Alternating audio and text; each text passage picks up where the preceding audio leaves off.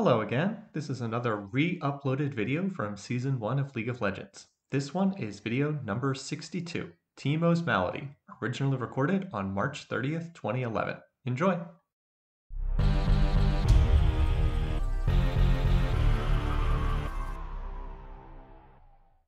Hello folks, this is Sula speaking, and you're listening to a commentary video for League of Legends, this one featuring Teemo. This is a game that's taken from one of our Tuesday game nights, which I'll say more about in 1 minute. But for the moment, what I'll just say is that this is a full pre-made custom 5v5. So this is people that we know, people that I have contact with, people that are friends on my YouTube friend list. I'm playing as Teemo in this game. I'm paired up with Bristols, who's playing as Poppy, with Harfang, who's playing as Malphite, with Volumont, who's playing as Nocturne, and Mad Bulldog, who's playing as Janna. You can see we're matched up against Donsky, playing as Tristana, Muffin Guy, who's playing as Karma, Gone91, who's playing as Poppy, SS Magus, who's playing as Nocturne, and Sundertao, who's playing as Tarek. And you can see that this is indeed this is from free Nocturne week, so Nocturne would be showing up in basically every single game this week. And I think that Poppy was also free this week as well. Anyway, as I said, this is a full pre-made custom game. This is from our Tuesday game night. That is every Tuesday night, starting at 6 o'clock US East Coast time. So that's Greenwich Mean Time, 2300 hours, or I guess that would be 3 p.m. US West Coast time. I set up games and we just run these custom practice games for people that I have on my buddy list. Lots of people from YouTube. We've been doing this for a couple weeks now. I have not mentioned this so far yet for people who might just be watching this on the TheButtonMasherz channel, but there is an announcement back in my own channel from a couple weeks ago. So if you want a little bit more details, feel free to check it out there. But just as long as you know, I will add people. If you send me a friend request, I will add people on League of Legends. And every Tuesday night, we set up these games and we just run some fun practice games. Okay, one other thing I want to mention before we get started is a lot of people have asked me about replays and casting games for them. I will cast games that people send me. If you have the League of Legends replay client, then I will cast games, and you might have seen already that I've done some games that other people have sent me. The best way to get files to me is for you to upload it to some kind of file upload site. For instance, I think that Counterlogic Gaming, CLG, will host replays on their website. You can also host them, I know, at Leaguecraft, also will give you a place to upload them. Or you can just get a standard file upload place. I know there's a number of them on the internet. So upload your replay file somewhere online and then send me the link here on my YouTube account. Just send it to me in a message, and that's the best way to do it. Don't try to send me the actual file by email. It's just more difficult. So upload it somewhere and then send me the link where I can get it. I can't guarantee that I'll cast anyone's games because there's a lot more of you than there are of me, but I'll try to take a look at them, and if I think it's an interesting game, then I might have a chance to cast it. So in any case, please do feel free to send them to me. Just point me to a link where I can find it. Alright, anyway, in terms of this game, you can see I am playing Teemo, and I have taken middle lane, and I think I said that in chat initially. Now, right now, I'm invisible because of Teemo's passive. See, if Teemo stands still and takes no action for 2 seconds, he becomes stealth, and he gains extra attack speed for 3 seconds after he comes out of stealth. So that's why I was standing there. I was waiting to see if anyone on the enemy team would walk by, and maybe I'd be able to get the drop on them. Didn't turn out that way, but that's what I was doing there. Anyway, in terms of the lanes here, you can see we have Malphite in the top lane against Donsky's Tristana, Harfang's Malphite. This game was a little bit weird just because there weren't really a lot of traditional solos. I mean, on our team, you can see Poppy, Malphite, Janna. None of them are really traditional solos. Malphite, probably the best choice out of them. Although Malphite, now that his passive has been nerfed, is not as strong as he used to be. Anyway, Muffin Guy, you can see Muffin Guy's Karma is going to be in a solo lane against me, and that is also a strange pairing. But again, if you look at their team, Tristana, normal solo, but then who else solos between Karma, Poppy, and Tarek? So they ended up deciding to have Muffin Guy's Karma solos, so I thought that was a little bit of an interesting choice. Then down here, we have dueling Poppy along with Janna and Tarek. So 2 traditional supports, Janna, Tarek, along with a dual Poppy lane. And then obviously Nocturne is jungling for both teams because you can see both Nocturnes have Smite here. Alright, anyway, I am going to try to focus on my lane. I'm going to talk a little bit about Teemo, playing Teemo. I've done some Teemo videos before in the past, but some of them are a little bit outdated now as the game has changed. In terms of starting items, you can see I went with Boots of Speed and 3 health pots. I wanted the speed advantage over whoever I was going to be matched up against, and I wanted the extra potions to help me harass them so that I could heal myself as I took damage. So like right here, we both got in a good amount of harass. I took a lot of damage though, mostly from the minions. You can see there's a big minion wave here, and when you're at low levels, minions do a lot of damage to you.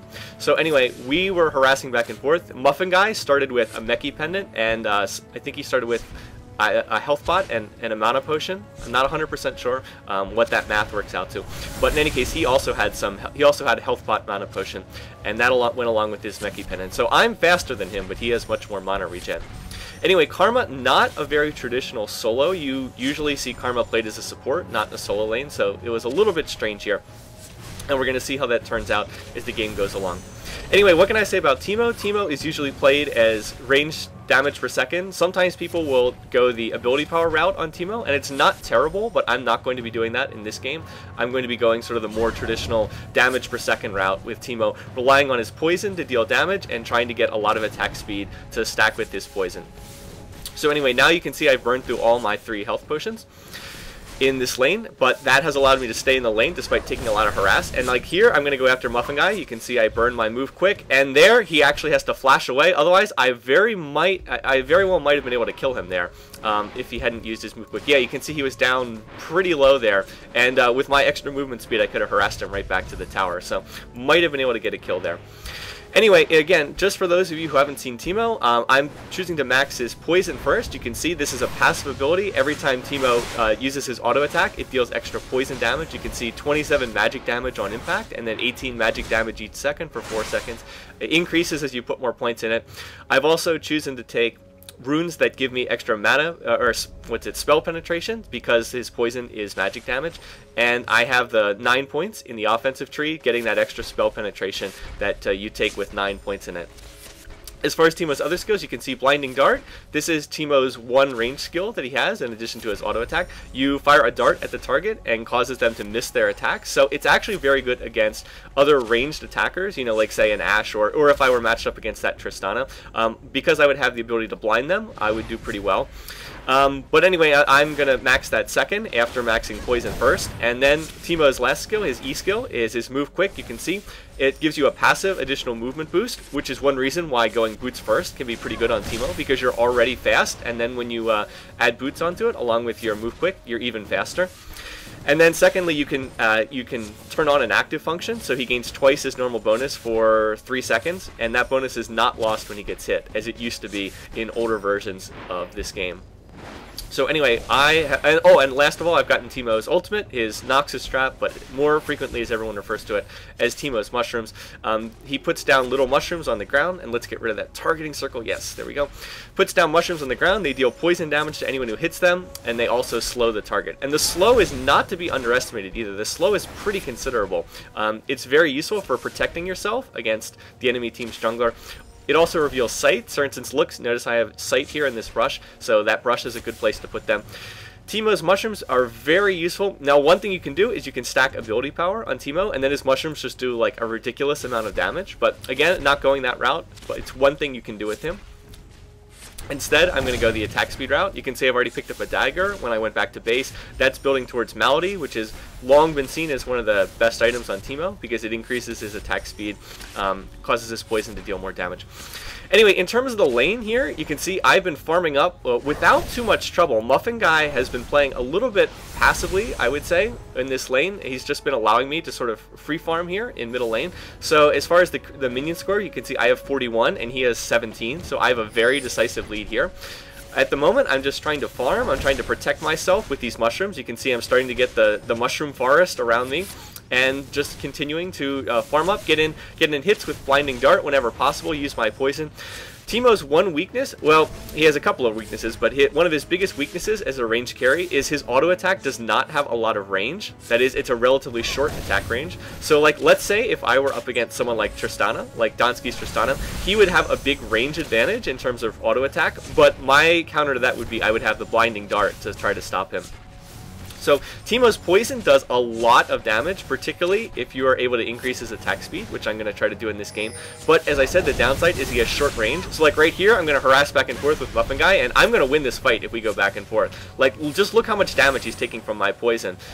He spirit bonded a minion. That may have been an accident. He might have been trying to slow me, but in any case, hit the minion instead. And you can just see I came out way ahead in that particular round of harass. And of course, I still have all these health potions, which I'm going to drink. Muffin Guy has his own health potion. You can see he still has another one. There he goes. He just drank it again. But he feels like he has to play defensively, or at least that's my guess, in any case. And that's just allowing me to free farm these minions.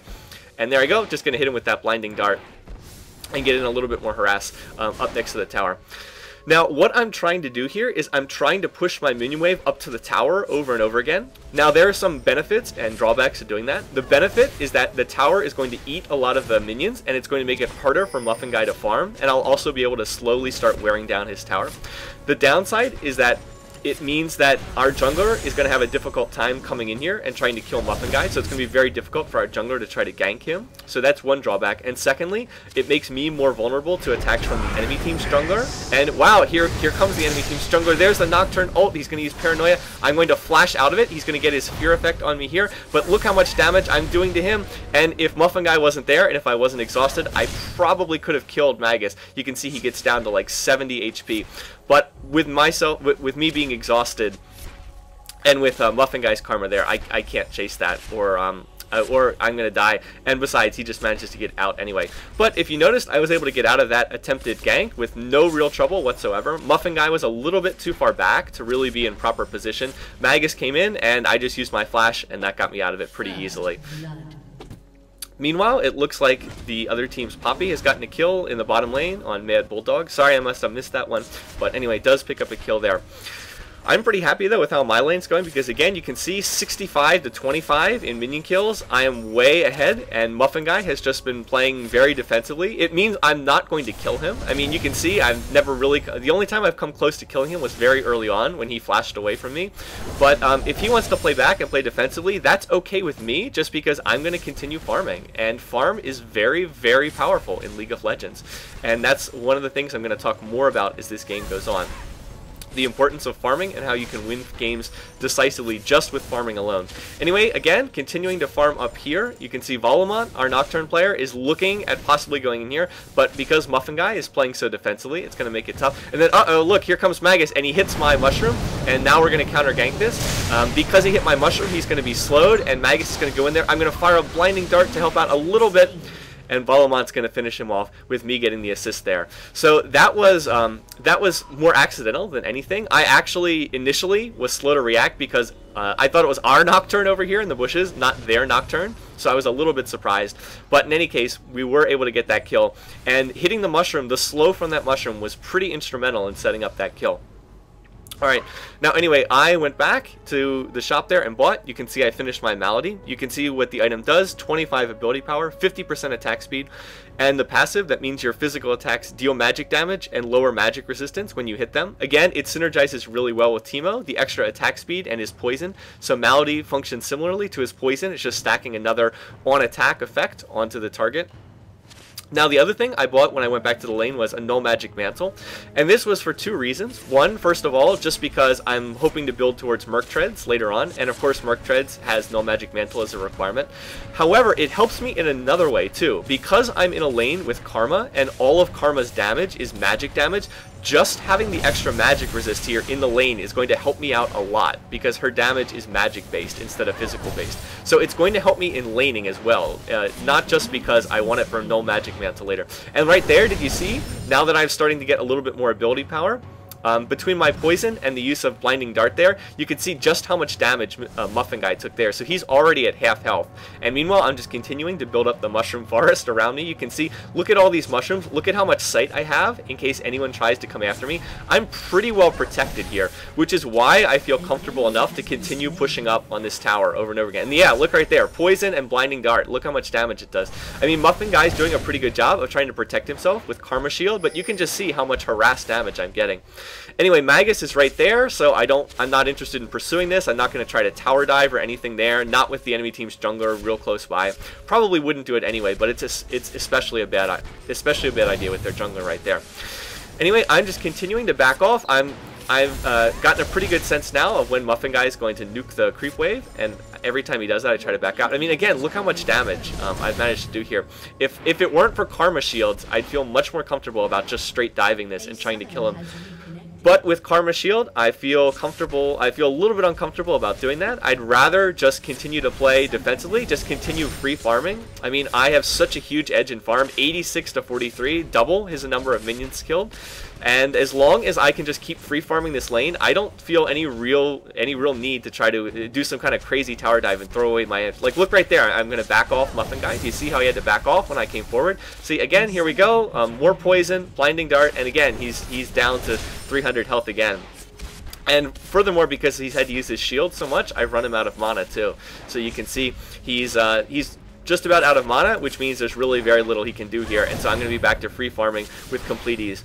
I mean, to Muffin's credit, he did a good job of not putting himself in a position where I could be killed, which is definitely what you want to do.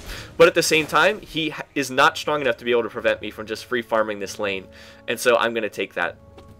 Alright, anyway, continuing to throw mushrooms. I guess that one didn't go invisible soon enough because the minions walked into it, but you can see that poison from the mushroom is going to finish off those melee minions there. And let's see what's going on elsewhere in the game. We were able to pick up a few kills in the other lanes. I wanted to focus on this lane because I wanted to concentrate, talk on this matchup here. They're right there, blinding dart plus poison, and although Muffin Guy kills all my minions, you can see I get in some more good harass, and he's, you know, still at about maybe 25% health. Just about to go over 100 minions killed. Pretty good, maybe a little bit lower than what would be ideal.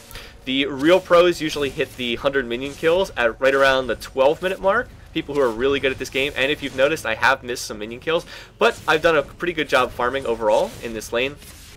And I'm pretty happy with how things are going thus far. You can see Muffin Guy is not contesting this. He's just letting me free farm these minions. And anytime that the other team is not going to contest, you should just be getting every minion kill. And again, if it weren't for Karma Shields, I could probably just die this. But oh, I'm getting ganked again. Here comes Magus' Nocturne. Going to flash away from that.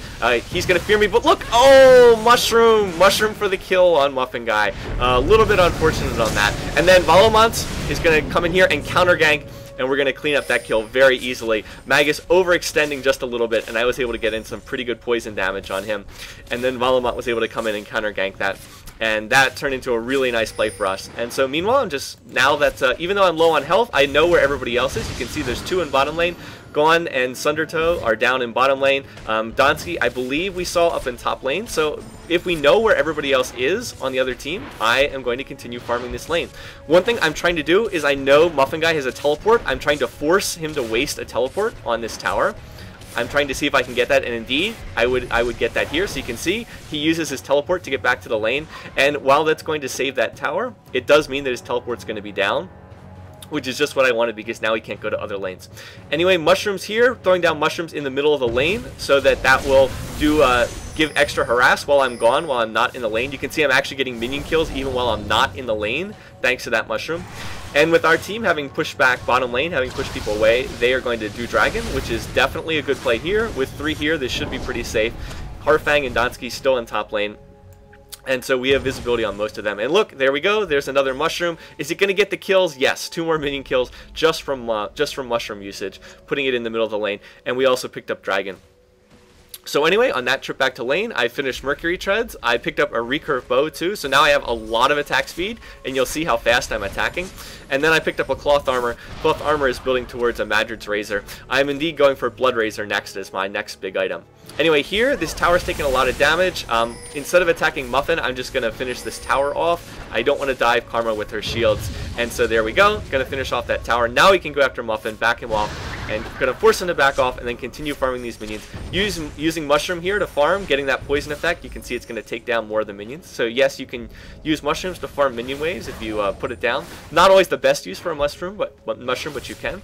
And now I'm going to get in, well, I was going to try to get in a hit on that tower, but I see Sundertoe's Tarek there, and I don't want to get stunned, so I have to play a little bit more carefully. They do have 3 here, and indeed I'm going to get stunned, but now I'm in a position where I'm pretty safe, and that's not really that dangerous. I'm going to take a little damage from Shatter, but not too worried about that. Meanwhile, Bristols and Mad Bulldog are stealing the enemy team's Golem, which is a pretty strong play. And once again, I'm going to continue farming. Farm. Just continue doing that. Notice that I've never left middle lane at any point in time. I've never gone to any other lanes. Now, I'm not saying that that's necessarily the right thing to do. Sometimes you need to go cover other lanes. Sometimes you need to help people out. But in this game, where our team has been doing a pretty good job in the other lanes, I have not felt compelled to leave. You know, the only reason I would have left would have been to go help do Dragon, and they got that while I was actually back at base. Anyway, I apologize for this line on the minimap here. Notice how it keeps directing back to the Nexus for some reason. I don't know why that is. I don't know why it was doing that in this replay. I noticed that earlier. And I can't get rid of that, so hopefully just ignore it. And there's dueling Nocturne ults. Valamont didn't hit anything with his Paranoia ult. And I don't see anything happening from Magus as well. So, oh well. That's a little bit of misuse of a very, very good ultimate. Anyway, you can see 3 of them here. I get off a Blinding Dart on Muffin Guy. You can see it actually does pretty good damage now that I have, well, I still don't have very much ability power, but I do have a little. I have more points in this skill, though. Anyway, here, Magus is going to come out. He's going to try to fear me, but look how much damage he's taking from all that poison. I'm not going to dive him. Maybe Bristol's, if he used his ultimate, could go in there. But I'm not strong enough, not with that many champs there. If I try to go in and dive that, I'm just going to die. Anyway, look at Mushroom Poison getting more minion kills, over here. Those minions hit another mushroom, got poisoned. I was hoping a champion would hit it, not the minions, but oh well. Right here by this skull and crossbow sign, that's a really nice place to put a mushroom because it's a narrow choke point. Here, another great place to put a mushroom. Also a good place to put a ward too, just for the sight and because it's a choke point. Anyway, you can see there's a lot of them here, 3 here mid. That while there are 3 mid here, we're having 2 push bottom lane tower, so that's a pretty strong play from our team. Gonna get another mushroom right here where I want it. And so indeed, while they had so many mid, we were able to push down bottom tower over here. Bristol's and Harfang doing a good job. Meanwhile, Valamont and Mad Bulldog trying to gank Donsky up there in top lane. And meanwhile, I am going to stay here in middle lane, and I am going to continue farming again. If you look at the minion score, you can see I'm all the way up to 150, and no one else on the enemy team is even remotely close to me because I have just been farming middle lane the entire game. Just free farming, and continuing to push this lane. You can see Mushroom there, Mushroom Poison going to get those 3 kills. Going to continue pushing on this tower. So really, this game has just been all about farming for me. I mean, if you've noticed, I haven't gotten a lot of kills. I only have 1 kill in 20 minutes, but I have so many minion kills that it's putting me in a really strong position. And here the team was pinging. I believe that they were telling me that the enemy team was coming for me, so that's why I decided to back off here. I thought that they were coming to get me at this tower. Now, as it turned out, they actually weren't. As it turned out, I probably could have stayed at that tower longer, but I didn't know that, and after all, better safe than sorry. Anyway, on this trip back to base, I had enough to finish Madrid's Razor, so you can see extra damage, extra armor, and I've got that passive chance to deal 500 damage to a minion. Again, with this much attack speed, I'm going to be getting that passive to trigger more often, so it's going to make it even easier to farm minions. And then I also picked up a pickaxe, which is another item that's building towards Madrid's Blood Razor. So again, I haven't gotten a lot of kills, but I've just gotten so much farm that I am now in a really strong position, both in terms of my level, both in terms of my items, and in terms of my level. I mean, you can see I'm 14, and look at the enemy team, 12, 12, 9, 9, 9. That is a very significant leveling advantage. Levels mean a lot in this game. If you start to fall behind in levels, it makes it very easy for them to kill you. Anyway, here we go. We're going after Gone 91's Poppy here, and he is going to get caught behind the team.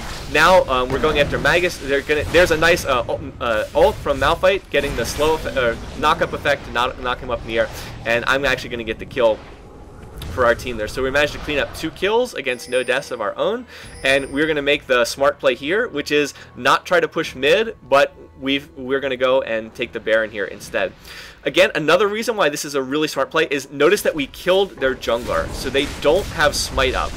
That means that even if they come and try to contest this, we should be able to get the Baron because we have a smite and they don't have a smite. So watch the hit points here. We'll see if we get a good smite here from our jungler or not.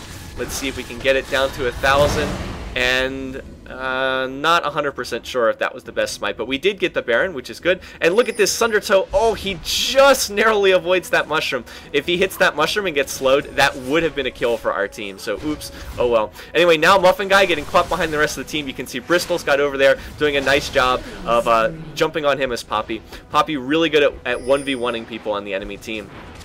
And so now, with us having scored that kill, part of the team is going to go after Donsky in top lane. Meanwhile, I'm going to continue to push down this lane here, pushing on this tower. As soon as this tower comes down, we can turn and fight these guys. We just don't want to engage until after that tower's down. There it goes. It's a 3-on-2, but I'm really strong. Look at all this poison damage, poison damage, poison damage. I just need to finish him off, and there we go. Even Taric heal's not going to be enough. Going to flash back to get a little bit further away, and as soon as that Poppy ult comes off, we can go in on her. Notice that they hit my mushroom. It's going to slow them, so now I'm going to focus on Taric and more poison, doing a lot of damage. Poppy probably shouldn't have gone back in there, and indeed, again, more poison, and that's going to get another kill there. Harfang and I combining pretty nice there to score 3 kills in rapid succession. So again, before that little engage, it wasn't that I had a lot of kills. I just was able to get really strong items purely from farming. And indeed, look here still, 168, and no one on the enemy team is above 100.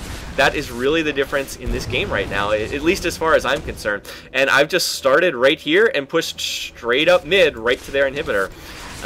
Really never leaving this lane, just continuing to farm, getting every minion.